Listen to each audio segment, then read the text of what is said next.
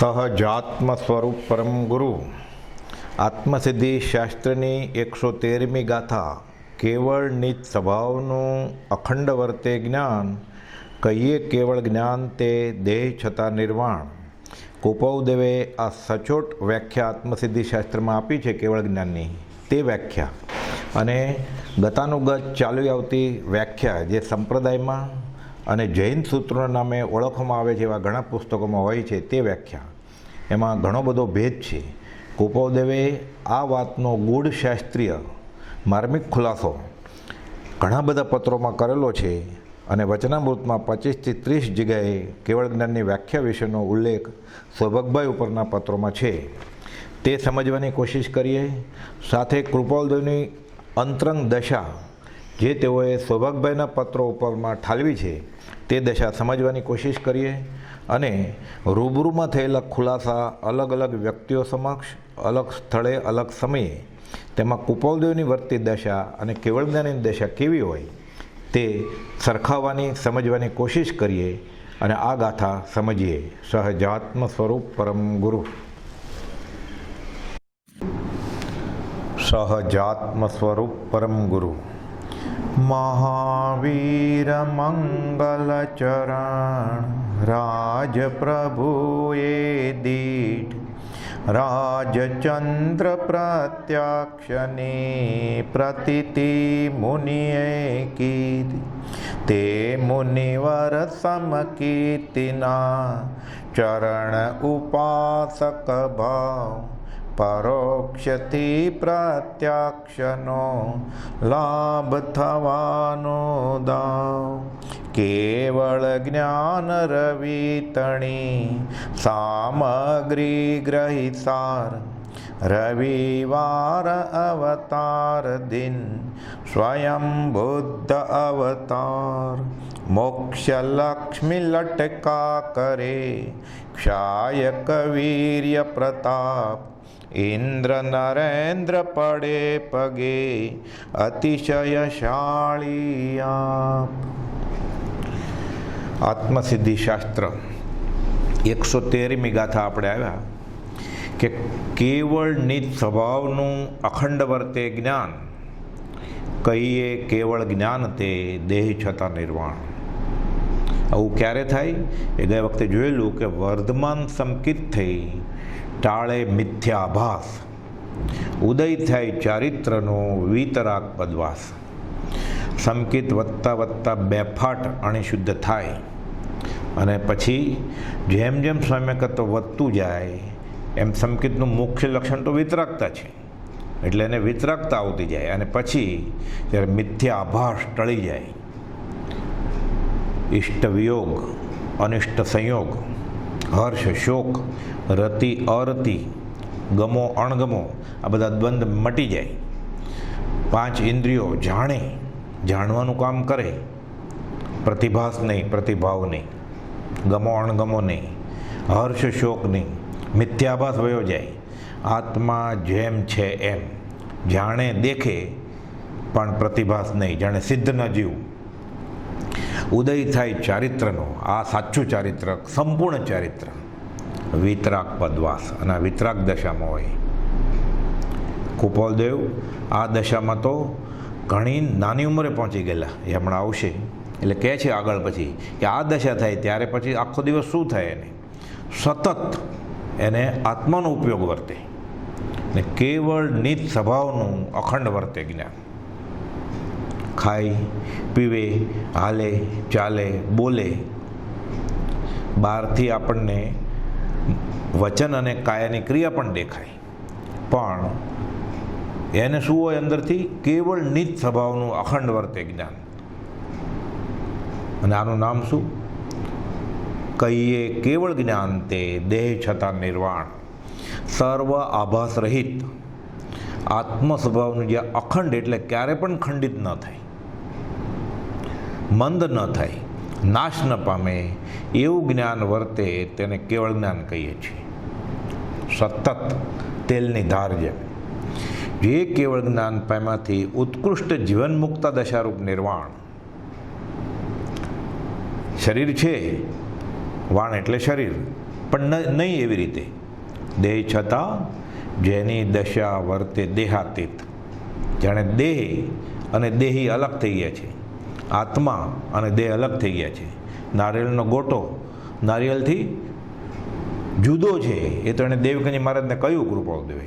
એટલે કહે છે જીવન મુક્ત દશારૂપ નિર્વાણ દેહ છતાં અત્રે જ અનુભવાય છે. મોક્ષ હથળીમાં છે, ઈશત પ્રાગ બરાબર ત્યાર પછી કૃપાળુદેવે કહેલું ને. કહે છે તે વિતરાગ દશાનું ફળ કેવળ જ્ઞાન છે. હવે આભાસ ન થાય અને વસ્તુના પરિચયમાં આવે, આંખ જોવે, સ્પર્શેન્દ્રિય સ્પર્શે, નાક સૂંઘે, જીભ ઉપર વસ્તુનો સ્વાદ ખારો ખાટો ખબર પડે, કાન સાંભળે કર્કશ મધુર વાણી, તો પ્રતિભાવ ન થાય તો શું થાય?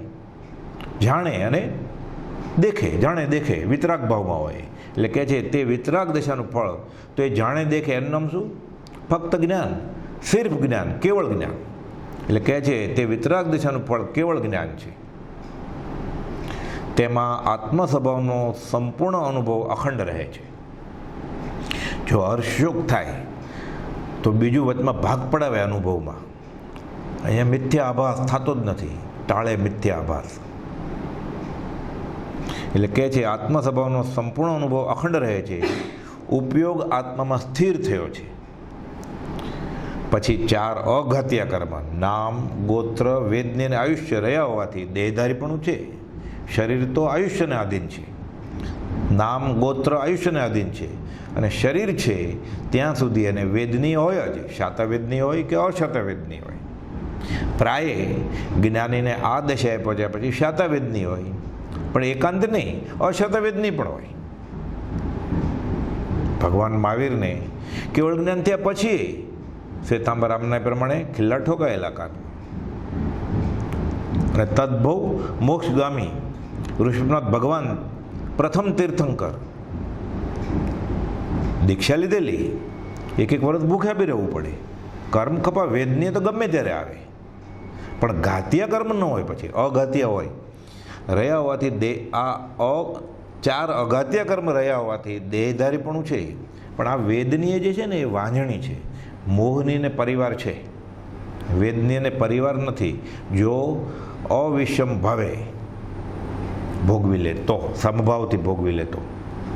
એટલે કહે છે દેહધારીપણું છે છતાં આત્માનું જ્ઞાન દર્શન સમકિત ને વીર્ય તો સિદ્ધ ભગવાન જેવું જ છે.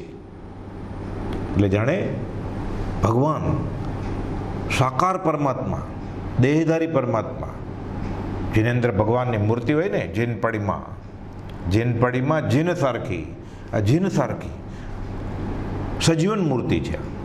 એટલે કહે છે કે આત્માનું જ્ઞાન દર્શન સમકિતને વીર્ય તો સિદ્ધ ભગવાન જેવું જ છે, તેથી તેઓ દેહધારી ભગવાન છે. આ દેહધારી પરમાત્મા, આ સજીવન મૂર્તિ, આ દેખાય મૂર્તિમાન મોક્ષ, ગોપાલજો લખ્યું ને 249માં, આ મૂર્તિમાન મોક્ષ. હવે કૃપાળુદેવે આવી ગૂઢ શાસ્ત્રીય વાતો, માર્મિક વાતો વચનામૃતમાં ઠેર ઠેર પત્રોમાં ઠાલવી છે. ખાસ કરીને સૌભાગભાઈના પત્રો, સૌભાગભાઈ ઉપરના પત્રો હોય એમાં કૃપાળુદેવે, સૌભાગભાઈ પૂછતા પણ ખરા તમારી દશા કેમ છે હમણાં, આપણે વ્યવહારમાં કેમ પૂછીએ હમણાં કેમ છે તબિયત પાણી, એમ કૃપાળુદેવને સૌભાગભાઈ એમ પૂછે કે હમણાં તમારી અંતરંગ દશા કેમ છે. એટલે કૃપાળુદેવ જવાબ આપે. અને કૃપાળુદેવને ભાગ્યોગે સૌભાગ જેવા સત્સંગી મળ્યા. એટલે કહેતા હતા તમે અમને અમારી ઈચ્છાનું સુખ આપ્યું છે, તમે જાણે અમે અમારા માટે જ દેહ ધર્યો છે, એટલો આનંદ વર્તે. અને આત્માની વાત કરવાની મુંબઈમાં પાણ નહોતી. એટલે સાયલા પત્ર લખે, નિવૃત્તિ અર્થે જાય પણ ખરા. સૌભાગભાઈનો સત્સંગ સાયલામાં કરે, મોરબીમાં કર્યો છે, વવાણીમાં કર્યો છે, અને ચરોતરના ઘણા પ્રદેશમાં કર્યો. અને વાત આવે ને સૌભાગભાઈના છેલ્લા દિવસોમાં તો પછી ઈડરમાં કર્યો. એટલે કૃપાળુદેવનો આત્માનો આનંદ ઉભરાય એ સૌભાગભાઈ લૂંટે. એટલે આવો અનુભવની વધતી દશાના બધા અહેવાલ કૃપાળુદેવ સૌભાગભાઈને વડીલ તરીકે ત્યાં બધા નોંધાવે કે આવા આવા અનુભવ થાય છે, અને આ દશાએ અમે છીએ. સાક્ષાત અનુભવ પ્રાપ્તિ છે. 201માં પત્રમાં આવેલું ને, લખે કૃપાળુદેવ. આજે અપૂર્વ આનંદ છે. આજે પરાભક્તિ અનુપમ રૂપમાં ઉદયમાં આવી છે. અરે સાવ શરૂઆતના પત્રોમાં કેવળ જ્ઞાન પામશું પામશું પામશું એક પદ લખ્યું છે અને 12 વાગ્યા સુધી અપૂર્વ આનંદ રહેલો બધું લખે. એટલે આ બધા ગૂઢ શાસ્ત્રીય વાતોની માર્મિક સ્પષ્ટતા અને ડુંગરસિંહ ગોસળિયા, સૌભાગભાઈ, લહેરાભાઈ, મગનભાઈ બધા સાયલાના ભક્ત મંડળ ટોળી આત્માની આ કાળમાં મોક્ષ, આ કાળમાં કેવળ જ્ઞાનની ગહન વાતો કરે. ડુંગરસિંહ ગોસળિયા બધું ચોપડામાંથી કાઢીને ઠાલવે, પૂછે, સૌભાગભાઈ મારફત પૂછાવડાવે, ગોપાલદેવ ખુલાસો કરે. એમાંથી અમુક વાત આ 113મી ગાથા સમજવા માટે આપણે જોઈએ. હાલ જેને જૈન સૂત્રો નામે ઓળખવામાં આવે છે, હવે આ કૃપાળુદેવની ઓળખાણ ચરોતરના મુમુક્ષુ નહીં થઈ. હવે આ કૃપાળુદેવની ગૂઢ શાસ્ત્રી વાતોની માર્મિક ખુલાસાવાળી બધી વાતો વચનામૃતમાં બી નોંધાયેલી છે, પ્રત્યક્ષ પ્રસંગ બન્યા છે ત્યાં બી બનવા પામી છે. કૃપાળુદેવ સર્વપ્રથમ 4746નું પર્યુષણ વવાણિયા કરી અને ખંભાત મુકામે આવ્યા. પ્રભુશ્રીજી પ્રથમ મિલનમાં જે સાષ્ટાંગ દંડવત કરે છે ત્યારે હરકચંદજી મહારાજ એમના દીક્ષા ગુરુ કૃપાળુદેવ પૂછે છે, એમની સામે જોઈને હરકચંદજી મહારાજ તમે શાંતિથી, આ કાળે ક્ષાયિક સંકિત હોય. ખંભાતના અપાસરામાં અને સંપ્રદાયમાં અંબાલાલભાઈ, ત્રિભુવનભાઈ, પ્રભુશ્રીજી બધા કૃપાળુદેવ જ્ઞાની માને અને વાત કરે. એટલે ત્યાં બધા એક સાથે કહેતા હતા કે આવું બને જ નહીં, આ કાળે ન હોય. એટલે કૃપાળુદેવ આ જ પ્રશ્ન સીધો હરકચંદજી મહારાજને કરે છે. એટલે હરકચંદજી મહારાજ કે ન હોય. એટલે કૃપાળુદેવ ક્યાં લખ્યું છે ન હોય? આગમમાં લખ્યું છે. હરકચંદજી મહારાજ કહે કે થાણાંગ સૂત્રમાં લખ્યું છે. એટલે કૃપાળુદેવ આપણે જોઈએ, તપાસીએ ગાથા. એટલે થાણાંગ સૂત્ર મગાવ્યું. હરકચંદજી મહારાજ પાના ફેરવે છે પણ આવા કોઈ શ્લોક કે ખુલાસા મળતા નથી. એટલે ત્યારે જ હરકચંદજી મહારાજને ખબર પડી ગઈ અને ખરેખર એમને અહોભાવ આપ્યો કે આ છે ખરેખર જ્ઞાની. અને કૃપાળુદેવ 397માં પછી ત્રિભુવનભાઈ ખંભાતનાને ખુલાસો કરે છે કે તમારે જાહેરમાં આ વિષય ચર્ચવાનું અમે કહ્યું જ નથી કે અમને ક્ષાયિક સંકિત છે કે નહીં. પણ સાથે ખુલાસો કરે છે કે હાલ જેને જૈન સૂત્રો નામે ઓળખવામાં આવે છે તેમાં ક્ષાયિક સંકિત નથી એવું સ્પષ્ટ લખેલું નથી. પાછળથી શાસ્ત્રોમાં સુધારા થાય, વધારા થાય, ઘટાડા થાય, ઉમેરો થાય, પોતાના ખ્યાલ ઉમેરાય.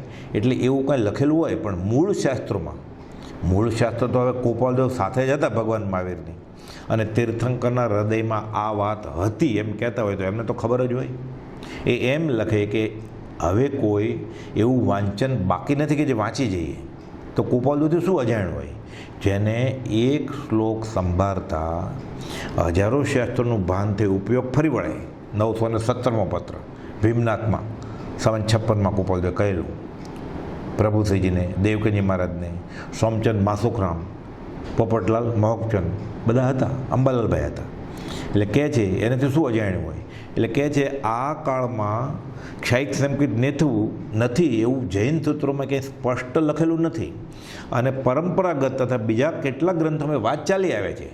પછી ગુરુએ ચેલાને કહ્યું હોય, એ ચેલો સિનિયર થઈ જાય, પછી એ એના ચેલાને કહે કે ના આ કાળે ન હોય, આ કાળે ક્ષાયિક સંકિત ન હોય, આ કાળે કેવળ જ્ઞાન ન હોય, આ કાળે મોક્ષ ન હોય. એ બધી વાત પરંપરાગત એ ચાલી આવી છે, એમ વાંચેલું છે અને સાંભળ્યું છે કૃપાળુદેવ.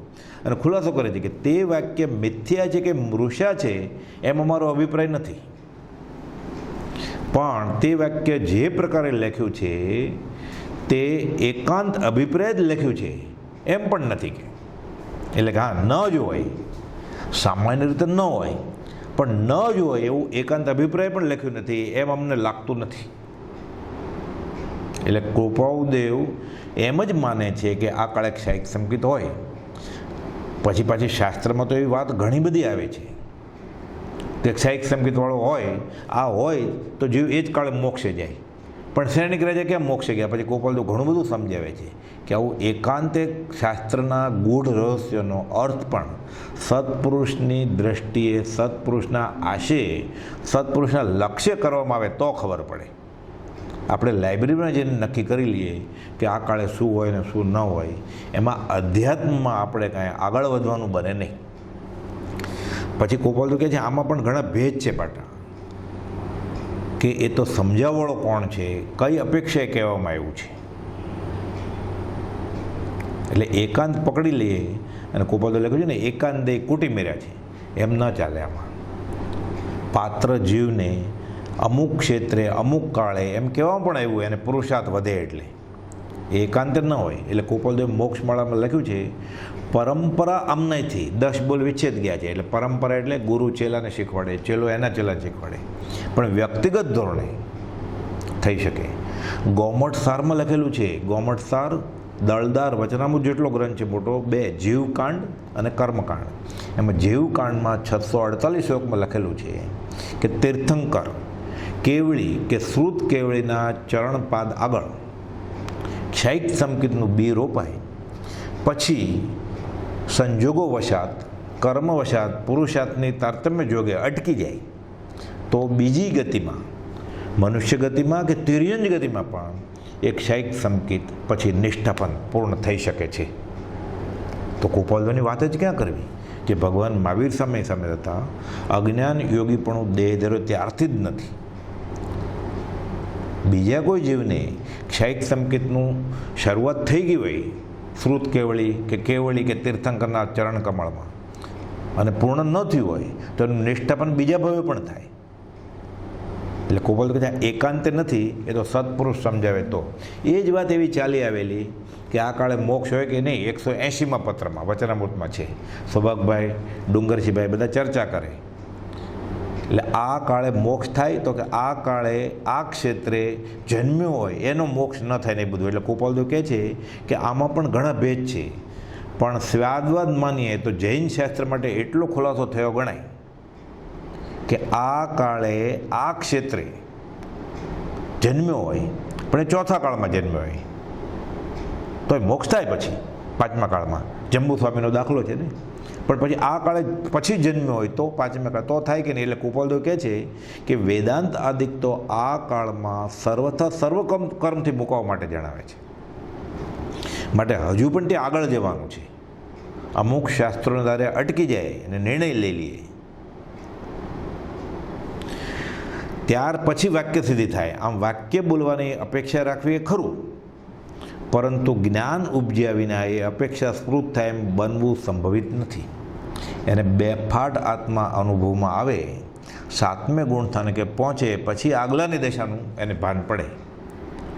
ત્યાં સુધી ન પડે. ખાલી સંકેત થયું હોય, ચોથે હોય તો પણ એને અનુભવ 13મા જેવો જ હોય. આત્માનો અનુભવ સ્વાદ ચાખી ગયો છે એ પણ આ બધી દશાનું 7મા પહોંચ્યા પછી જ ખબર પડે. 7માની આગળની દશાનું ચોથાવાળાને ન ખબર પડે. એવું ગોપાલદેવ વ્યાખ્યાનસર 1માં 39મી ગાથામાં લખેલું છે અને 71-72 ગાથામાં પણ સમજાયું છે. એટલે કહે છે કે કાં તો સત્પુરુષની કૃપાથી સિદ્ધ થાય વચનામૃત 180માં. એટલે સીધો એમ નિર્ણય ન લેવાય, લાલ ચોકડી બી ન મૂકી દેવાય અને એકાંત પકડી બી ન લેવાય કે થાય જ બધાને. 3માં ગોપાલદેવ લખે છે મોક્ષ તો આ કાળને વિશે પણ પ્રાપ્ત હોય અથવા પ્રાપ્ત થાય છે. 379માં ગોપાલદેવે ખુલ્લું લખ્યું છે દાતા દુર્લભ છે, મોક્ષ દુર્લભ છે જ નહીં. મોક્ષ પણ આ કાળને વિશે પણ પ્રાપ્ત હોય અથવા પ્રાપ્ત થાય છે. એવું જ વાક્ય ગોપાલદેવે 213માં લખ્યું છે હે પરમાત્મા, અમે તો એમ જ માનીએ છીએ કે આ કાળમાં પણ જીવનો મોક્ષ હોય. એટલે એકાંતે કોઈનો ન હોય એવું નથી. પછી લખે છે વેદાંત આદિક તો આ કાળમાં સર્વથા સર્વક્રમથી મૂકવા માટે જણાવે છે. 180માં પત્રમાં હમણાં વાત આવી ને. એટલે કે ત્યાં આગળ જવું પડે કે કોને થાય ને કોને ન થાય. અને ઉપદેશ છાયામાં તો ખુલાસો કરે છે કે અજ્ઞાનીઓ આજ કેવળ જ્ઞાન નથી એવી હીન પુરુષાર્થની વાત કરે છે. ઉપદેશ છાયામાં 717માં પાનામાં ગોપાલદેવ લખે છે કે અજ્ઞાનીઓ આજ કેવળ જ્ઞાન ન હોય આવી હીન પુરુષાર્થવાળી વાત કરે છે. અને આ કેવળ જ્ઞાન આ કાળમાં નથી આવી વાત કરતા હોય અજ્ઞાની હોય એમ લખે છે એવું અવળું માની લેવું નહીં, એવું અવળું કહેવું પણ નહીં. આ ગોપાલદેવ ઉપદેશ છાયામાં 703 અને 717માં પાના ઉપર લખેલું છે બોધ તરીકે. આ વાત પણ ચરોતર પ્રદેશમાં જ થયેલી. અને ભવસ્થિતિ 5મ કાળમાં મોક્ષનો અભાવ આદિ શંકાઓથી જીવે બાહ્યવૃત્તિ કરી નાખી છે. પણ જો આવા જીવો પુરુષાર્થ કરે અને 5મ કાળ મોક્ષ થતાં હાથ ઝાલવા આવે ગોપાલદેવ કહે છે તો અમે તેનો ઉપાય લઈશું. આ બી તે ઉપદેશ છાયામાં જ છે 719માં પાના ઉપર કે પુરુષાર્થ તો કરો અને કાળ કાંડું પકડવા આવશે અમે એનો ઈલાજ કરશું. આ કાળમાં મોક્ષના નહીં હોવાપણાની આવી વાતો કોઈ કહે એ સાંભળવી નહીં, કૃપાલદેવ કહે છે.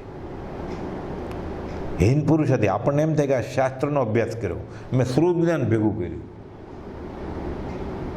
આ કાળે ક્ષાયિક સંકેત ન હોય, કેવળ જ્ઞાન ન હોય, મોક્ષ ન હોય, આ તને વાત કરીને તને આત્મામાં કંઈ પુરુષાર્થ જાગે એવું છે આ જાણીને? ત્યાં શાસ્ત્રો વાંચી નાખ્યા, ગોખી નાખ્યા, બીજાને કહેતા ફરીએ. આમાં સામેવાળાને કે પોતાને આત્માર્થનો કયો ફાયદો થાય? એટલે કૃપાલદેવ કહે છે આ કાળમાં મોક્ષ નહીં હોવા પણ અને આવી વાતો કોઈ કહે તો સાંભળવી પણ નહીં. 720 પાના ઉપર ઉપદેશ છે એમાં લખ્યું છે. આ બધું પુરુષાર્થથી મંદ થઈ જવાની વાત છે.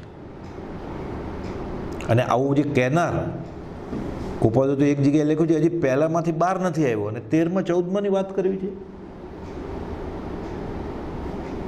5 ઇન્દ્રિયો કાબૂમાં નથી આવી, મન કાબૂમાં નથી આવ્યું, ઉપદેશ બોધ પરિણમ્યો નથી, અને આવી ગહન સિદ્ધાંતની વાત કરવી છે કે જે મોટા મોટા આચાર્યો, મોટા મોટા મુનિઓ, મોટા મોટા યોગીઓ, એને પણ હજી આ ચર્ચાનો સમજવાનો વિષય છે. અને એને પણ હજી કોઈ એવા સત્પુરુષ મળે એને આશય આનો લક્ષ થાય. એટલે કૃપાલદેવ કહે છે ને કે એ તો સત્પુરુષની કૃપાથી સિદ્ધ થાય. એમ કેમ થાય? અને જ્ઞાન ઉપજે નહીં ત્યાં સુધી આવી અપેક્ષા સ્મૃત કેમ થાય? એને શું બોલવું? એ કૃપાલદેવ લખે છે પછી કે આ પોતાના બોધબળનું જ્યાં સુધી ભાન નહીં થાય ત્યાં સુધી આવું બોલશે. પછી ખબર પડશે કે મારું બળ આટલું, ત્યારે એક અક્ષર બોલતા વાણી અંદર ખેંચાઈ જશે. સાથે એમ પણ ત્રિભુવનભાઈને કહે છે 397 પત્રમાં કે તમે બહાર કહેતા નહીં કે અમને જ્ઞાન છે, કે તમારા આગળ એટલો પ્રભાવ ન હોય, તમારું એટલું યોગબળ ન હોય, એ સામેવાળાને નુકસાનનું કારણ થશે, આશા ન કરશે, તમારું કલ્યાણનું કારણ અટકી જશે. એટલે મૌન સેવું. તો ત્રિભુવનભાઈ કે જે હોય એવું મૌન સેવું તમે માયાચાર ન કરો કહેવાય? મારે સાચી વાત ન પ્રકાશમાં લાવવી જોઈએ? તો કે સાચી વાત પ્રકાશમાં લાવવી જોઈએ, પણ અહીંયા તમે સાચી વાત પ્રકાશમાં લાવવાની ના કહીએ છીએ અમે, એમાં તમારો માયાચારનો હેતુ નથી, સામેવાળાને છેતરો નથી. સામેવાળો એ ન સ્વીકારે તોય વાંધો નથી, પણ અનંતાનુબંધી બાંધે અને મૂળ માર્ગથી સાવ ફંટાઈ જાય કદાગ્રહને લીધે, એટલે કૃપાલદેવ એને કહે છે તમે મૌન સેવું. એટલે કહે છે કે શાસ્ત્રમાં આ કાળમાં મોક્ષનો સાવ નિષેધ નથી કંઈ. અમુક વસ્તુઓ વ્યવચ્છેદ ગઈ એમ કહેવામાં આવે છે, પણ તેનો પુરુષાર્થ કરવામાં આવતો નથી એટલે વ્યવચ્છેદ ગઈ.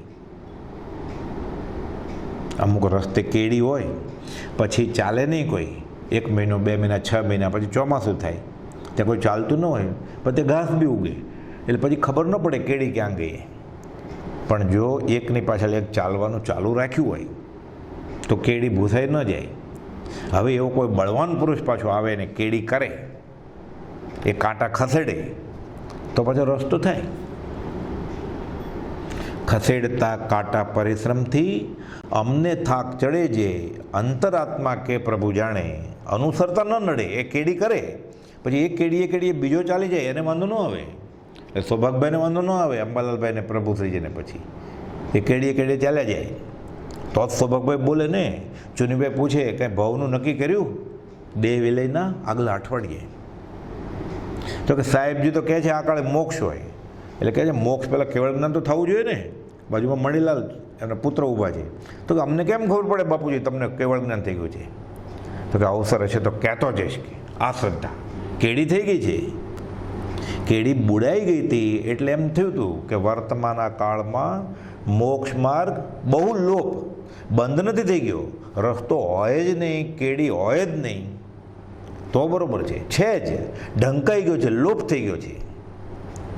ભાખ્યો અત્ર અગોપ્ય, એટલે કૃપાલદેવ કહે છે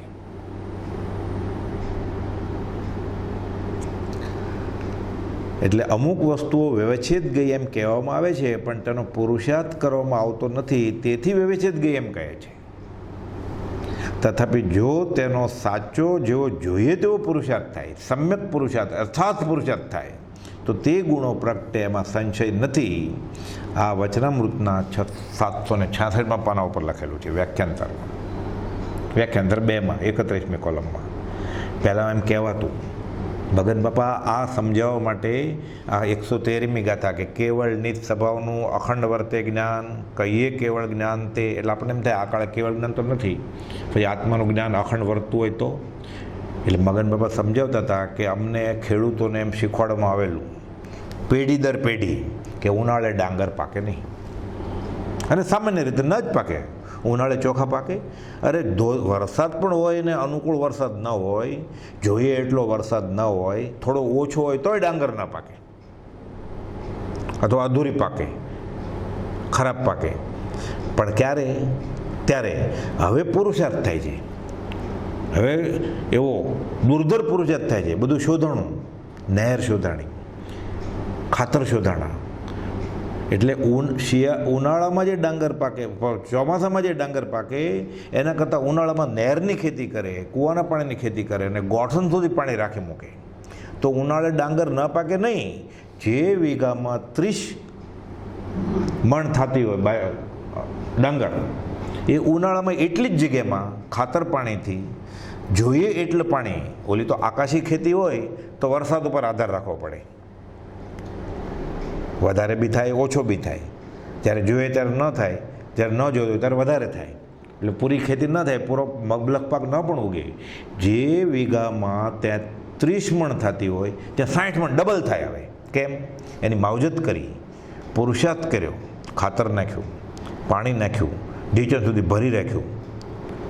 ચકલા ઉનાળામાં તો બધે ખેતર સૂકા પડ્યા હોય એટલે ચકલા એને ધ્યાન, એટલે વ્યવસ્થિત રીતે પુરુષાર્થ કરવામાં આવે. જો ઈચ્છો પરમાર્થ તો કરો સત્ય પુરુષાર્થ, અને સત્ય પુરુષાર્થ કર્યો પછી જો કાળ કાંડું પકડવા આવે પછી ન પાકે ડાંગર, ગોપાલ કે અમે એનો ઈલાજ કરશું. એટલે કહે છે કે અમુક વસ્તુ વ્યવચ્છેદ ગઈ ન થાય, કેમ કે પછી કોઈ પુરુષાર્થ ન કરે એટલે સામાન્ય રીતે ખબર હોય કે ભાઈ ઉનાળે ચોખા ડાંગર પાકે નહીં. પણ જે પકવે છે, જેને અનુભવ છે, એને તો ખબર હોય ને. બ્રહ્મચારી અનુભવ પ્રયોગ કર્યો, પ્રભુસિંહે કર્યો, સૌભાગભાઈ અંબાલાલભાઈએ કર્યો, એટલે એને આ બાબતમાં વિક્ષેપ ન થાય. વિક્ષેપ ક્યાં? દેહ વિલયની એવી વેદના ચાલુ છે ત્યાં કહે છે, મારા સાહેબ કહે છે અવસર છે, અંબાલાલ થોડો મોડો આવ્યો હતો, હવે અવસર નથી, નહીં તો તને કહેત. સતત આત્મામાં જ હતા એ સૌભાગભાઈ. ગોપાલદેવ તો ગોપાલદેવને પત્રમાં અંબાલાલભાઈ લખે છે 10:48 આમ, 10:50 આમ, વચમાં યાદ કરાવે છે સહજ આત્મ સ્વરૂપમાં ઉપયોગ છે, તો કે મને એ જ ઉપયોગ છે, ખલેલ નહીં પહોંચાડો. તો કેવળ નિત સ્વભાવનું જ્ઞાન થયું કે નહીં? આપણે જૈન શાસ્ત્રનું જે કેવળ જ્ઞાન એ બધું બાજુમાં રાખીએ. આત્માનું જ્ઞાન થયું કે નહીં? નિજ સ્વભાવનું જ્ઞાન થયું કે નહીં? કે ત્યારે ધંધાની વાત કરતા હતા, એફડીની વાત કરતા હતા. એટલે કેવળ નિત સ્વભાવનું અખંડ વર્તે જ્ઞાન. એટલે કૃપાલદેવે બધી આ સિદ્ધાંતનો ગ્રંથ છે આત્મસિદ્ધિ. સાધુ કોને કહેવાય? આપણે કોઈ પૂછે, જેને ખાસ શાસ્ત્રીય અભ્યાસ ન હોય, ઉપલક મંદિરમાં જતો હોય, એને પૂછે સાધુ કોને કહેવાય? ઉઘાડે પગે ચાલતો હોય, લોચ કર્યો હોય, સફેદ કપડાં પહેરતો હોય. કોઈ દિગંબર હોય તો એમ કે ભાઈ વસ્ત્ર કાઢી નાખ્યો પછી મુનિ કહેવાય. કોઈ એમ જવાબ આપે, આપણે કોઈને પૂછે કે આત્મજ્ઞાન ત્યાં મુનિપણું, તે સાચા ગુરુ હોય. બધી વ્યાખ્યા છે આ. એમ કેવળ જ્ઞાનની વ્યાખ્યા કોઈને કેવળ જ્ઞાન પૂછીએ તો શું કહે? હાથમાં પડેલા આંબળાની જેમ 14 રાજલોકનું જ્ઞાન દેખાય. આત્મા દેખાય કે નહીં એ વ્યાખ્યામાં આવે જ નહીં.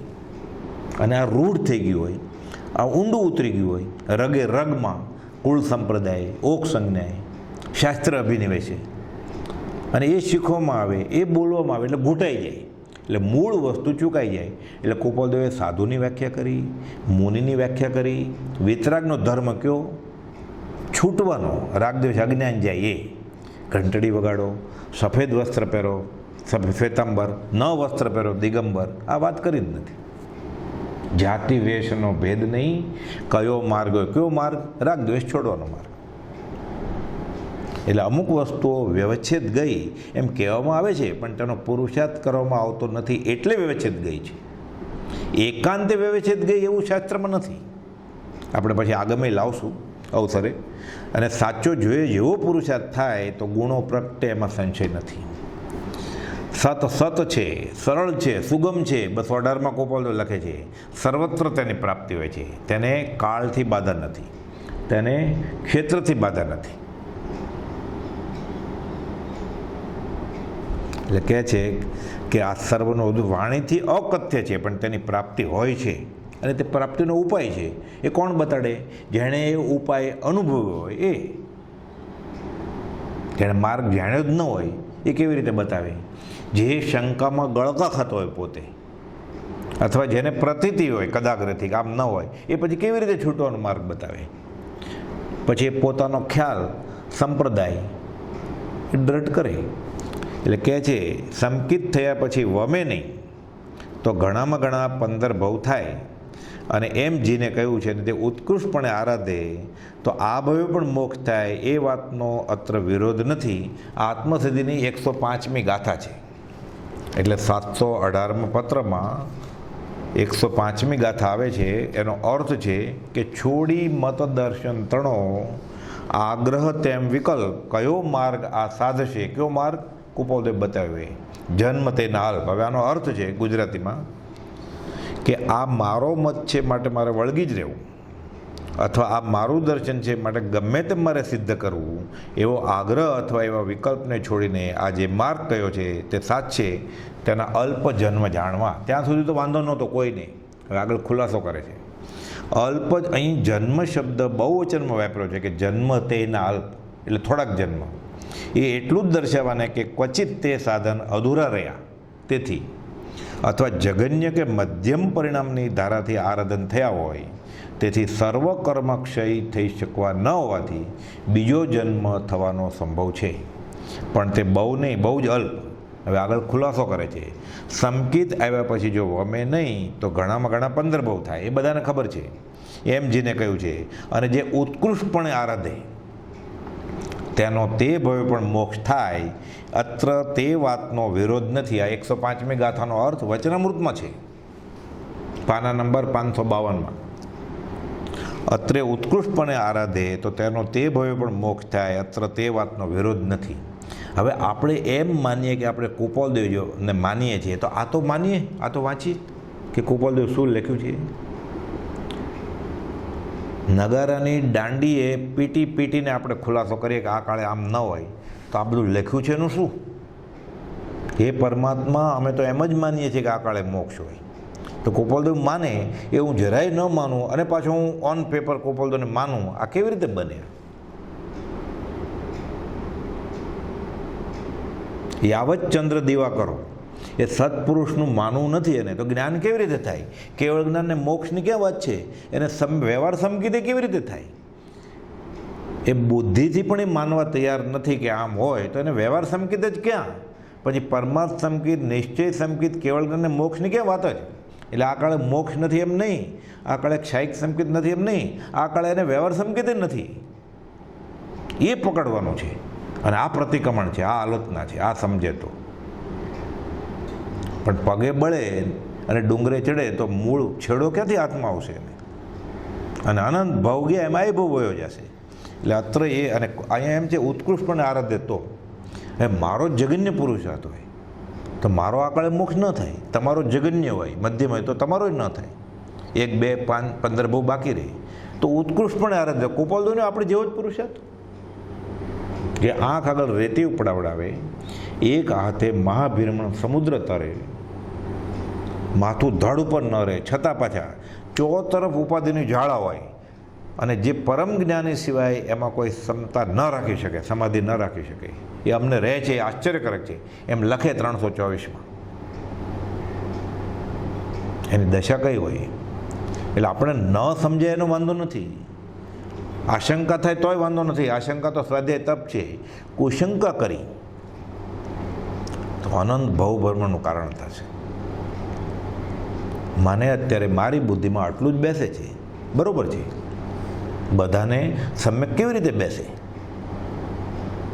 કુપોલદેવ તો લખ્યું છે તીર્થંકર તુલ્ય, કે તીર્થંકર પુરુષ આવે ને વાણીનો અક્કલનો વરસાદ વરસાવે તો પણ ન સમજાય, પછી સમજાશે. એટલે કહે છે કે આ જે આરાધે ઉત્કૃષ્ટપણે તો સંકિત થયા પછી વમે ને એને ઉત્કૃષ્ટ આરાધે તો અત્ર એ વાતનો વિરોધ નથી કે તે ભવે પણ આ ભવે પણ મોક્ષ થાય. 105મી ગાથા આત્મસિદ્ધિની. હવે કુપોલદેવ લખે છે 692 આવે છે ને કે જે આશ્રયને પામીને જીવ તે ભવે અથવા ભાવિ એવા થોડા કાળે પણ સ્વસ્વરૂપમાં સ્થિતિ કરે. બ્રહ્મચારીજી 692નો અર્થ કરે છે કે તે સ્થિતિમાં અર્થ કરે એટલે સ્વસ્વરૂપમાં સ્થિતિ કરે એટલે મોક્ષ થાય જીવ. ખરો આશ્રય હોય અને આત્માના અનુસંધાનમાં દેહ છોડે ખરા આશ્રય સાથે તો સ્વસ્વરૂપમાં સ્થિતિ કરે એટલે બ્રહ્મચારીજી એમ લખે છે એનો અર્થ એમ કે એને મોક્ષ થાય. હવે આત્માપણે કૃપાળુ લખે છે કેવળ જ્ઞાન એટલે શું? આત્માપણે કેવળ ઉજાગર અવસ્થા વર્તે, કેવળ નિજ સ્વભાવનું અખંડ વર્તે જ્ઞાન, અર્થાત આત્મા પોતાના સ્વરૂપને વિશે કેવળ જાગ્રત જ હોય ત્યારે તેને કેવળ જ્ઞાન વર્તે છે એમ કહેવું યોગ્ય છે. હાથમાં પડેલા આમળાની જેમ 14 રાજલોક દેખાય એ અહીંયા વાત નથી લોકાલોકના જ્ઞાનની. કૃપાળુ લખે જ ને પરિપૂર્ણ સ્વરૂપ જ્ઞાન તો થયું જ છે, તે મૂકીને લોકાલોક પ્રત્યે જવાનું કેમ બનશે? હિમાલયની ઊંચાઈ અને મિસિસિપી નદીની લંબાઈ જાણીને આ પૂર્ણ જ્ઞાનીને શું કામ છે? પછી 14 રાજલોકમાં એવો તો કોઈ પ્રદેશ નથી આ જીવ ત્યાં ન ગયો હોય, પાછો ત્યાં આવે સંગ કરવો છે, પાછું ત્યાં જવું છે. એટલે કહે છે કે આત્મા કેવળ ઉજાગર અવસ્થાએ વર્તે અથવા આત્મા પોતાના સ્વરૂપને વિશે કેવળ જાગૃત હોય ત્યારે તેને કેવળ જ્ઞાન વર્તે છે એવો શ્રી તીર્થંકરનો આશય છે. વચનામું 431માં લખ્યું છે. અને કૃપાળુ તો લખે જ છે ને 609માં સહજ સ્વરૂપે જીવની સ્થિતિ થવી તેને સે વિતરાગ મોક્ષ કહે છે. 609માં પત્રમાં સહજ સ્વરૂપે જીવની સ્થિતિ થવી તેને સે વિતરાગ એટલે ભગવાન તીર્થંકરે કહ્યું છે મોક્ષ. અને સહજ સ્વરૂપે સ્થિતિ થાય કોઈને આજે. અને કૃપાળુનું વચનામું 609 તમે વાંચ્યું છે તો તમે એને મોક્ષ કયો કે નહીં? કયો. તો કૃપાળુ દેવે 3 પત્રોમાં લિખિતમાં પોતે સહજ સ્વરૂપમાં છે એમ લખ્યું છે. 402માં, 719માં શ્રી સહજાત્મ સ્વરૂપ અને 653માં સહજાત્મ સ્વરૂપ સહજ સ્વરૂપે સ્થિતિ છે. લિખિતન સહજ સ્વરૂપ, લિખિતન સ્વરૂપ, લિખિતન શ્રી સહજાત્મ સ્વરૂપ. 402, 653 અને 719માં કહ્યું છે. તો સહજ સ્વરૂપે સ્થિતિ થવી એને શ્રી વિતરાગ મોક્ષ કહેતા હોય તો કૃપાળુ કોણ કહેવાય? દેહધારી પરમાત્મા કહેવાય કે નહીં? મોક્ષ દેખાય એવો મૂર્તિમાન મોક્ષ કહેવાય કે નહીં? એને નિજ સ્વભાવનું અખંડ જ્ઞાન વર્તતું હોય તો કૃપાળુ લિખિતન મોક્ષ એમ લખ્યું ને. લિખિતન શુદ્ધ સહજ આત્મ સ્વરૂપ 779માં લખ્યું ને. આપણે પરવિષણમાં જોયેલું ને લિખિતન શુદ્ધ સહજ આત્મ સ્વરૂપ. એટલે કહે છે એને કહેલું જ ને અમે પરમાત્મા સ્વરૂપ થયા છે. પરમાત્મા સ્વરૂપ થાય અને કેવળ જ્ઞાન ન હોય અને પરમાત્મા થઈ જાય એવું કોઈ જૈનેતર શાસ્ત્રમાં છે કે જ્ઞાન અધૂરું હોય અને ભગવાનની દશા આવી જાય? એનો વિચાર વિવેકપૂર્વક શાંત ભાવે કરીએ તો ખબર પડે કે હું કૃપાળુને માનું છું કે કૃપાળુને હું ઓળખતો નથી. એટલે કહે છે પ્રશ્ન કરે છે કૃપાળુ કેવળ જ્ઞાન આ કાળમાં હોવા યોગ્ય છે કે નહીં? સુભાગભાઈને ડુંગરસિંહભાઈને હોમવર્ક આપે કૃપાળુ. પછી 629માં લખે છે કે પ્રમાણથી જોતા તે હોવા યોગ્ય છે. સુભાગભાઈ જવાબે આપે એટલે કૃપાળુ લખે તમારો જવાબ બરાબર છે પણ જરા લંબાણમાં લખો. પાછું હોમવર્ક આપે કેમ હા ના હા હોય એમ નહીં, ના ન હોય એમ નહીં, લંબાણમાં જવાબ આપો. આત્મા જ્યારે અત્યંત શુદ્ધ જ્ઞાન સ્થિતિને ભજે, કૃપાળુ લખે છે આત્મા જ્યારે અત્યંત શુદ્ધ જ્ઞાન સ્થિતિને ભજે તેનું નામ કેવળ જ્ઞાન શાસ્ત્રમાં છે.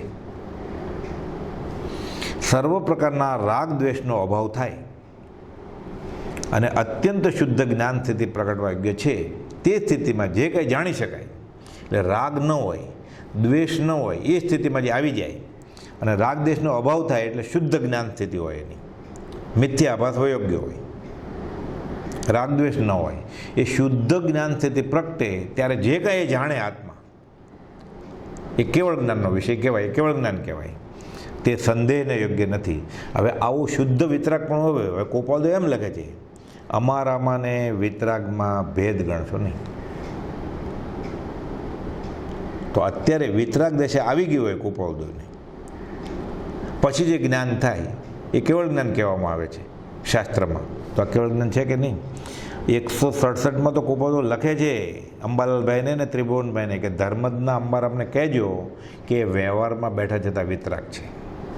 અને પ્રભુશ્રીને ભીમનાથમાં કહેલું ને 5756માં, અમારામાં ને વિતરાગમાં ભેદ ગણશો નહીં. આવી જ વાત થોડી ફેરવીને શબ્દાંતરથી છગનનાનજીને ખંભાતના નગીનભાઈને અને લલુભાઈને કહેલું કે ફરી મળીએ કે ન મળીએ, સમાગમ થાય કે ન થાય, પણ એટલું તો ચોક્કસ રાખજો, ધારી રાખજો કે અમારામાં અને મહાવીર દેવમાં ફરક નથી. આ ફરક છે કયો? પછી બતાડ્યું આ પેરણનો ફરક છે. ગોપાલદેવ વઢવાણમાં પેરણ પહેરેલું એટલે એટલું કહ્યું કે અમે પેરણ પહેર્યું છે, અત્યારે ભગવાન મહાવીર પેરણ નહોતું પહેર્યું. હવે આ વિતરાગ દશા આવી જાય, એણે તો કહ્યું છે ને અમને કોઈ રાજેમતી જેવો યોગ આવો, રાગ નહીં કરીએ, અમે કોઈ ગજ સુકુમાર જેવો અમને યોગ આવો, અમે દ્વેષે નહીં કરીએ. રાગ ન હોય ને દ્વેષ ન હોય તો 402માં લખે જ ને સૌભાગભાઈને, રાગ તો નથી, દ્વેષ તો કે કોઈ પણ કાળે કોઈ પણ જીવ પ્રત્યે કિંચિત માત્ર પણ દ્વેષ નથી કરવો, એવું જે અમારું ચિત્ત, એને નમસ્કાર જો. રાગ નથી કરવો, દ્વેષ નથી કરવો.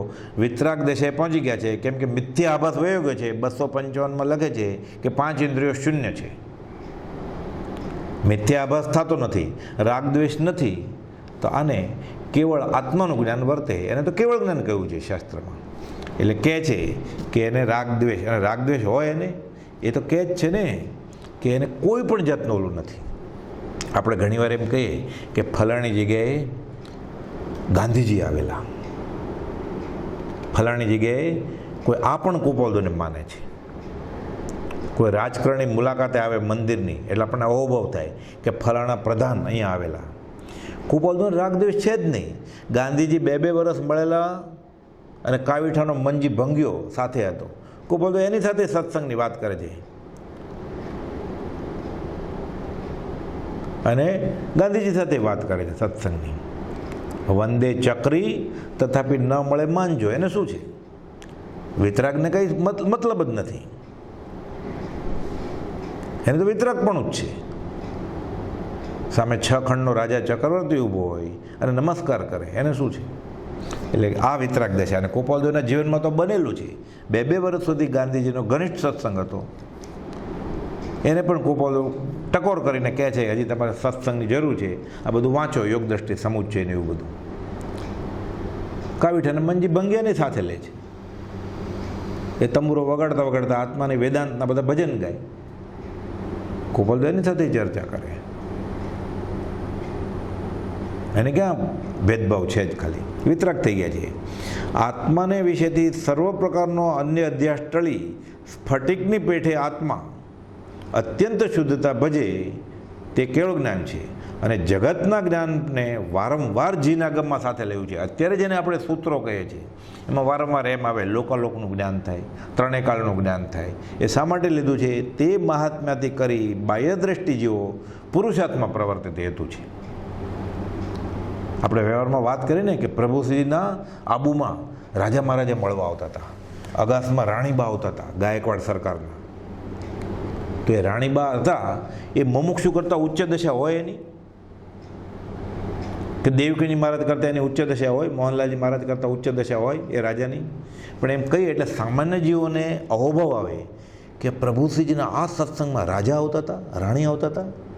એટલે એમ કરીને અહોભાવથી એ બેસે એટલે એ રાજા રાણીનું તો જે થાય, પણ આ મુમુક્ષુને અહોભાવ આવે અને એ અહોભાવને લીધે ત્યાં પગ સ્થિર થાય, એના આસન સ્થિર થાય, એને કલ્યાણનું કારણ થાય. આપણે કહીએ ને ફલાણા તો પીએચડી છે, તો પીએચડી છે એમાં કંઈ અધ્યાત્મને સંબંધ છે? મુમુક્ષતા મોટી ડિગ્રી કે પીએચડી મોટી ડિગ્રી? પણ એમ કહીએ કે આ 2 વાર પીએચડી થયા છે અને એ પણ એમ કહે છે કે કુપોલદેવ પરમ જ્ઞાની છે. એના કરતાં કોઈ મુમુક્ષને પ્રભુજીને વધારે સારી શ્રદ્ધા હોય, સાચી શ્રદ્ધા હોય, પીએચડી ન થયા હોય તોય. પણ સામાન્ય જીવોને આવા દાખલા આવે કે અહીંયા કોઈ પ્રધાન આવેલા, અહીંયા કોઈ રાજા આવેલા, અહીંયા કોઈ સાક્ષર આવેલા, અહીંયા કોઈ પીએચડી આવેલા, અને એણે કુપોલદોના વખાણ કર્યા. એટલે સામાન્ય ઘણા બધા ભોળાબાળા જીવો હોય સામાન્ય રીતે એને અહોભાવ આવે. એટલે સામાન્ય જીવોને આવા મહાત્મ્યથી કરી બાહ્ય દ્રષ્ટિ જીવ હોય એ પુરુષાર્થમાં પ્રવૃત્તિ કે હા બરાબર છે, હું કરું છું એ બરાબર છે. ઓલો તો આવીને વયો જવાનો છે, એ કંઈ લઈને પણ ન જાય અધ્યાત્મનું. પણ આને અહોભાવ આવે એટલે આને તો એવું નિમિત્ત કામ આવે નહીં. એટલે આ કેવળ જ્ઞાનની વ્યાખ્યા જે બતાવી છે આવી બાહ્યથી, એટલે સામાન્ય કે આટલું અહીંયા બેઠા બેઠા અમેરિકા દેખાય, અહીંયા બેઠા બેઠા નરક ને દેવલોક દેખાય, અહીંયા બેઠા બેઠા ભૂત ને ભવિષ્યનું બધું દેખાય, આટલું બધું જ્ઞાન. એમ કરીને તીર્થંકર ભગવાન, કેવળી ભગવાન, જ્ઞાની પ્રત્યે અહોભાવ આવે. કેમ કે આત્મા તો જોયો જ નથી એણે, એટલે એમ કે એને આત્મા દેખાય છે, એને આત્મા હથેળીમાં છે, તો કે શું થતું હશે એને? એનો વિષય નથી, પણ પીએચડી એનો વિષય છે, પ્રધાનપણું એનો વિષય છે, રાજાપણું, સત્તાપણું, અધિકારપણું એ એનો વિષય છે. એટલે મોટો અધિકારી આવે, મોટો કોઈ એવો શ્રીમંત આવે, મોટો કોઈ એવો રાજા આવે, મોટો કોઈ ભણેલો ગણેલો આવે કે પીએચડી, તો એને રાજાના સત્તાનું મહાત્મ્ય છે, રાજાના વૈભવની શ્રીમંતાનું મહાત્મ્ય છે, નગર શેઠની શ્રીમંતાનું મહાત્મ્ય છે, ઉદ્યોગપતિનું મહાત્મ્ય છે, પીએચડીનું મહાત્મ્ય છે.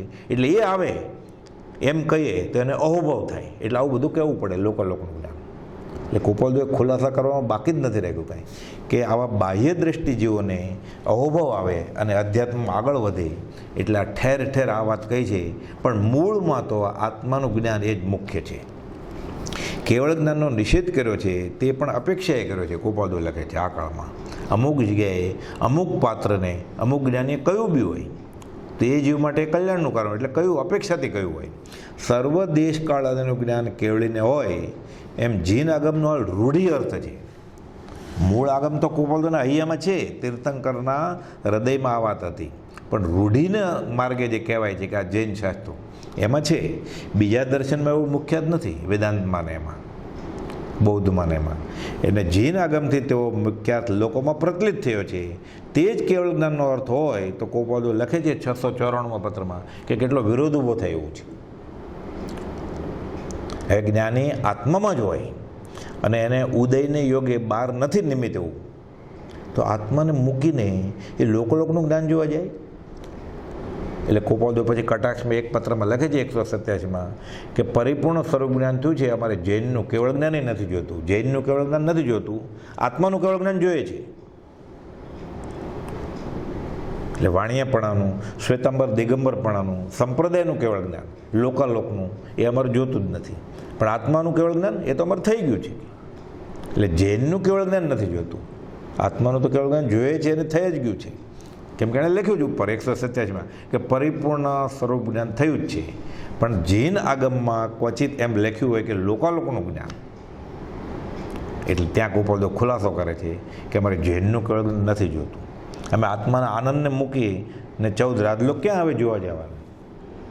આ જગત સાવ સોનોનું થાય એને તૃણવત છે, હવે સમાઈ જવું છે આત્મામાં. તો એટલે કહે છે સર્વજ્ઞને સર્વકાળનું જ્ઞાન થાય છે એમ કહ્યું છે શાસ્ત્રમાં, ખોટું નથી એકાંતે. તેનો મુખ્ય અર્થ તો એમ છે કે એ સર્વજ્ઞને પંચાસ્તિકાય એટલે જીવ અને બીજા ધર્માસ્તિકાય, અધર્માસ્તિકાય, પૂતગલાસ્તિકાય, એટલે એ બીજા પંચાસ્તિકાય દ્રવ્ય પર્યાત્મકપણે તમને જ્ઞાન ગોચર થાય છે. કે દ્રવ્ય એનું શું રૂપ, ધર્માસ્તિકાય, અધર્માસ્તિકાય કે પૂતગલનું, અને પર્યાયનું સ્વરૂપ. એટલે દ્રવ્ય પર્યાત્મકપણે તેમને જ્ઞાન ગોચર થાય છે. એટલે સર્વ પર્યાયનું જ્ઞાન તો તે થઈ જ ગયું ને, અને સર્વ પર્યાયનું જ્ઞાન થઈ ગયું. એ ખાણમાં પડેલી માટી સોનું થઈ જાય અને સોનું માટી થઈ જાય, તો એક વખતનો સોનાનો પર્યાય માટી હશે અને એ માટીનો એક વખતનો પર્યાય સોનું હશે એમ થયું ને. એટલે સર્વ પર્યાયનું જ્ઞાન થાય. એટલે એક સમય આમ ને એક સમય આમ, એટલે સર્વકાળનું જ્ઞાન થઈ ગયું ને. એટલે સર્વકાળનું જ્ઞાન જે કહ્યું છે એ સર્વ પર્યાય દ્રવ્યના જ્ઞાનની અપેક્ષાએ કહ્યું છે. એટલે શાંતિથી મન સ્થિર હોય ત્યારે વિચારીએ તો ખબર પડે. કુપોલદેવે લખ્યું છે સર્વજ્ઞને સર્વકાળનું જ્ઞાન થાય છે એમ કહ્યું છે. તેનો મુખ્ય અર્થ તો એમ છે કે પંચાસ્તિકાય, પાંચેય અસ્તિકાય દ્રવ્ય પર્યાત્મક એ જાણે છે જ્ઞાની, તેમને જ્ઞાન ગોચર થાય છે. અને સર્વ પર્યાયનું જ્ઞાન તે જ સર્વકાળનું જ્ઞાન કહેલું છે.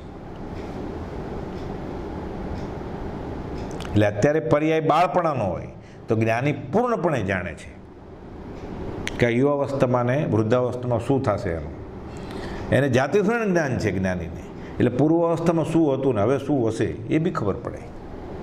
એટલે સર્વકાળનું જ જ્ઞાન થયું ને પછી. એટલે આપણે કહીએ ને સર્વકાળનું જ્ઞાન, તો સર્વકાળનું જ્ઞાન હોય જ્ઞાનીને. આ એનો અર્થ છે.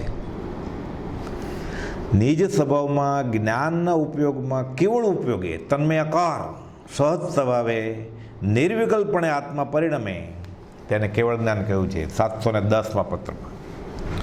સર્વ એટલે નિજ સ્વભાવ જ્ઞાનમાં કેવળ ઉપયોગ, કુપાદો એક જગ્યાએ લખ્યું છે ઉપદેશમાં, કેવળ ઉપયોગ ઉપર ઉપયોગ દઈએ તો કેવળ જ્ઞાનનું ઉત્કૃષ્ટ નિમિત્ત છે. ઉપયોગ ઉપર ઉપયોગ જવો જોઈએ. નિજ સ્વભાવમાં જ્ઞાનમાં કેવળ ઉપયોગે તન્મયાકાર સહજ સ્વભાવે નિર્વિકલ્પણે આત્મા પરિણમે તે કેવળ જ્ઞાન છે. કેવળ સ્વભાવ પરિણમે જ્ઞાન ફક્ત સ્વભાવમાં જ, કેવળ સ્વભાવ પરિણામે જ્ઞાન તે કેવળ જ્ઞાન છે. આ પણ આ જ પત્રમાં લખ્યું છે 710માં. જૈન સૂત્રમાં હાલ વર્તમાનમાં કુપાદો એક જગ્યાએ લખે છે, તેમાં તે દર્શનનું સ્વરૂપ ઘણું અધૂરું કહેલું જોવામાં આવે છે. હવે આ વિરોધ ટળે ક્યાંથી? કુપાલદેવ પોકાર કરે છે, મનોમંથન કરે છે, એ આપો થાય છે કે જૈન સૂત્ર હાલ વર્તમાનમાં જે ગણાય છે તેમાં તે દર્શનનું સ્વરૂપ એટલે જૈન દર્શનનું સ્વરૂપ ઘણું અધૂરું કહેલું છે. તો આ વિરોધ ટાળવો કેવી રીતે? નવા સૂત્ર લખવા, નવો સંપ્રદાય તો કરવો નથી, મહાવીરનો મૂળ માર્ગ જ ફેલાવવો છે.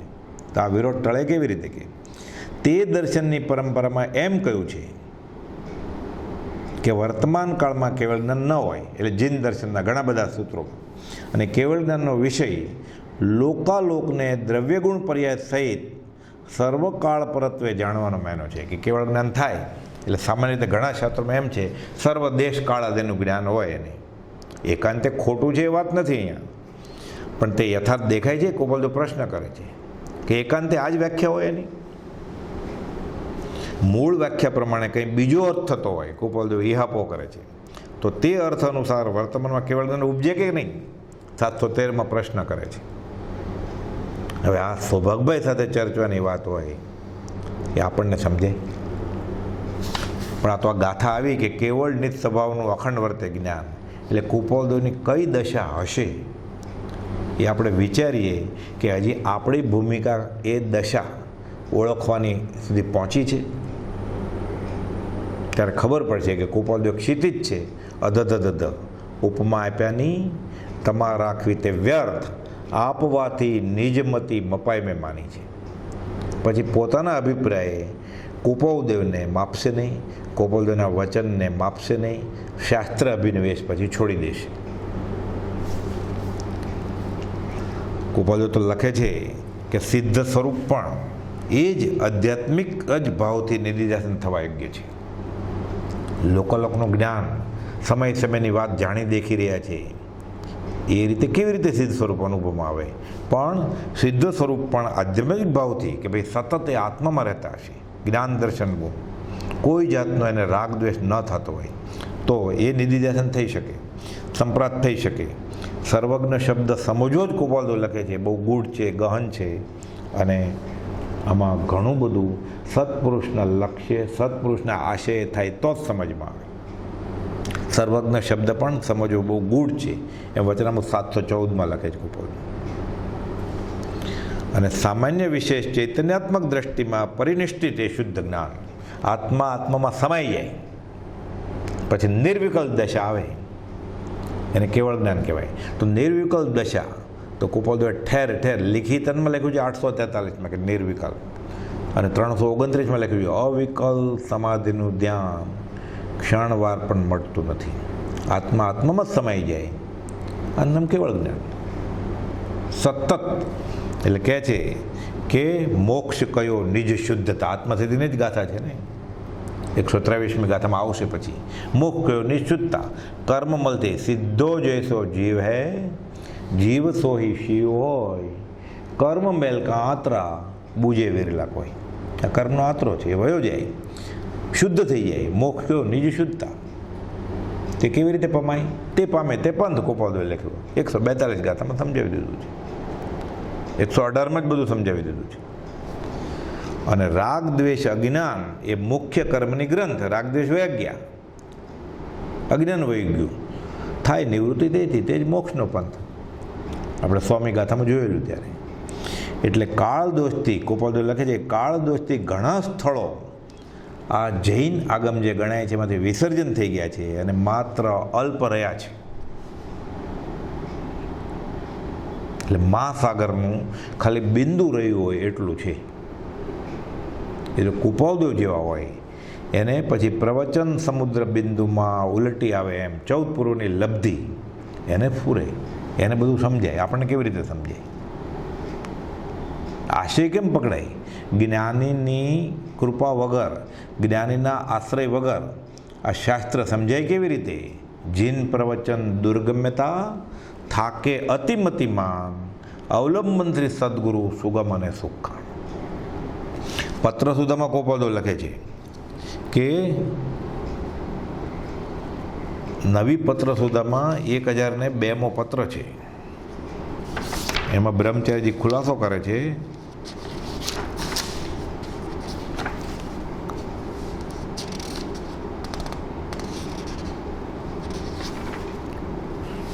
કોઈ ભાઈ પૂછવું હશે કે આ કાળે કેવળ જ્ઞાન હોય, આ કાળે મોક્ષ હોય કે નહીં, એટલે કહે છે આપનો પત્ર મળ્યો.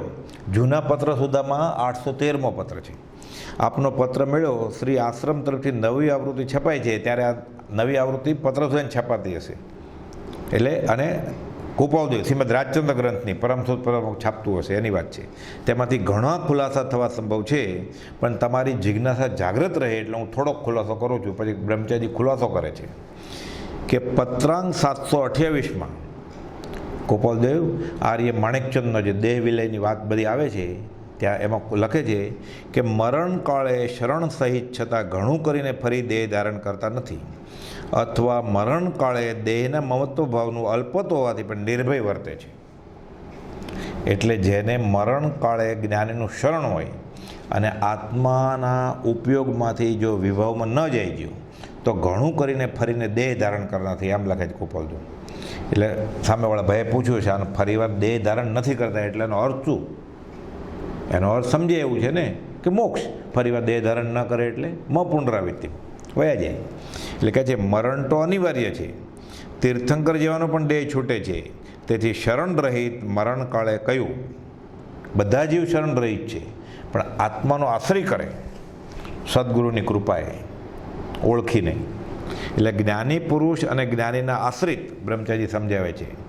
ગીતાર્થ અને ગીતાર્થના આશ્રિત એ મોક્ષ માર્ગમાં છે એ શાસ્ત્ર વચન છે.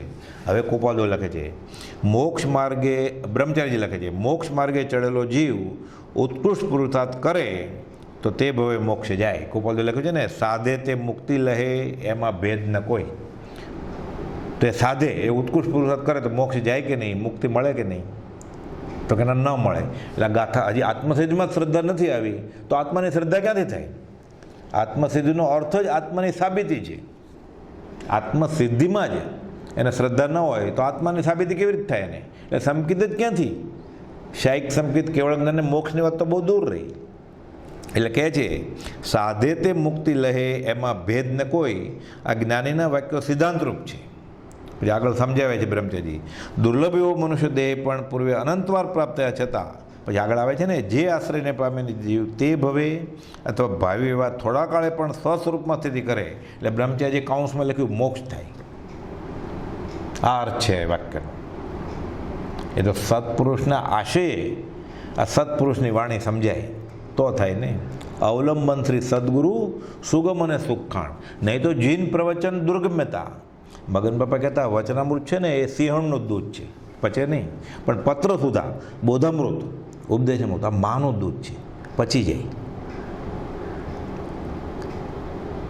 એટલે બ્રહ્મચારી જે મોક્ષમાળા પ્રવેશિકા લખી છે, પ્રભુશ્રીનું ઉપદેશામૃત છે કે પત્ર સુધા છે, આ તો વચનામૃત વાંચવા માટેની આ પહેલાં પ્રાઇમરી બેઝિક મૂળભૂત જરૂરિયાત છે.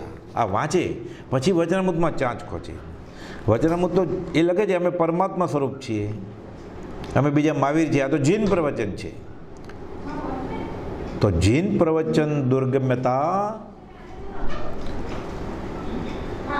તો દુર્ગમ્ય છે.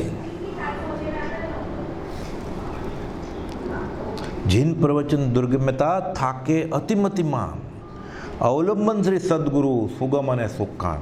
એટલે લખે છે આ કાળમાં મોક્ષ ન થાય એવી પરમ કુપોલોની માન્યતા નથી.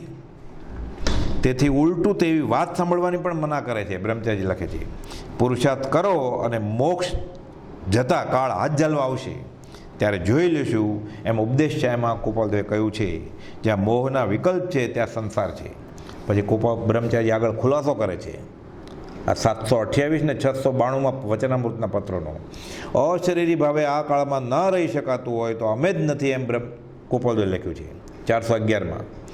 આ બધું વિચારતા જ્ઞાનીનો મોક્ષ અને લૌકિક મોક્ષ જુદા જણાય છે. બ્રહ્મચારી લખે છે એક પત્રમાં તો મોક્ષ હથેળીમાં છે એમ પણ લખ્યું છે. ઈશત પ્રાગબારા એટલે સિદ્ધ પૃથ્વી પર ત્યાર પછી છે 55માં પત્રમાં લખ્યું છે. ટૂંકામાં બ્રહ્મચારી કન્ક્લુઝન કરે છે, summary crux of the story. ટૂંકામાં મોક્ષ પ્રાપ્ત થઈ શકે એમ છે એટલો વિશ્વાસ રાખી મોક્ષાર્થે સત્પુરુષાર્થ કરવામાં પાછી પાની ન કરવી. મોહ મૂક્યા વિના મોક્ષ થાય તેમ નથી. તેથી મોહના વિકલ્પો વૈરાગ્ય ઉપશમ વધારી ટાળવા ઘટે છે. એટલે કહે છે જ્ઞાનીનો મોક્ષ અને લૌકિક મોક્ષ જુદા જણાય છે. એટલે આ બ્રહ્મચારીએ ખુલાસો કર્યો છે, ઘણી જગ્યાએ ખુલાસો કર્યો છે. અને પછી લખે છે કે મોક્ષે જતાં ક્ષેત્ર કાંઈ અટકાવતું નથી. મોક્ષે જતાં કાળ કાંઈ વચમાં આવતો નથી. જડને શું ઉપયોગજી? કાળ એમ કે રાગદ્વેષ વાગ્ય આવતો કે હું મોક્ષે નહીં જવા દઉં. કાળ તો જડ છે, જડને શું ઉપયોગજી? કાળ એમ નથી કહેતો કે હું તમને મોક્ષે જવા ન દઉં. આ બ્રહ્મચારી લખે છે ક્ષેત્ર પણ મોક્ષે જતાં અટકાવતું નથી. માત્ર સાધના ભૂલવાળી હોય તે અટકાવે છે. બોધામૃત બીજામાં 59માં પાના ઉપર લખે 79માં પાના ઉપર લખેલું છે. આ કાળમાં કેવળ જ્ઞાન શાયિક સંકિત ન હોય એવું એકાંતે ક્યાંય કહ્યું નથી. શાસ્ત્રએ સદગુરુ દ્વારા સમજવા યોગ્ય છે. બોધામૃત 2ના 186માં પાના ઉપર બ્રહ્મચારી લખે છે કે આ કાળમાં પણ મોક્ષ થાય છે પણ તેઓ યોગ નથી બાંધતો. તું છો મોક્ષ સ્વરૂપ, દેહાદ્યાસ મૂકી દે એટલે મોક્ષ થઈ ગયો. સદગુરુની આજ્ઞાએ વર્તે, ખરેખર આજ્ઞાએ વર્તે તો આ કાળમાં મોક્ષ થાય. પણ એને પ્રમાદ કરવો છે તેથી આ કાળમાં મોક્ષ નથી એમ કહે છે. આ બોધામૃત 1માં બ્રહ્મચારીજી લખ્યું છે 352માં પાનામાં. એટલે બ્રહ્મચારીજી, પ્રભુશ્રીજી, સૌભાગભાઈ, અંબાલાલભાઈ પરિપૂર્ણ પ્રીતિ સાથે માને છે અને પછી અનુભવે છે કે આ કાળે મોક્ષ થાય. હવે આપણે હજી આ ગાથાનો અર્થ આગળ કેવળ નિત સ્વભાવનું અખંડ વર્તે જ્ઞાન કહીએ. કેવળ જ્ઞાન કોને કહેવાય એ અવસરે લેશું. સહજાત્મ સ્વરૂપ પરમ ગુરુ.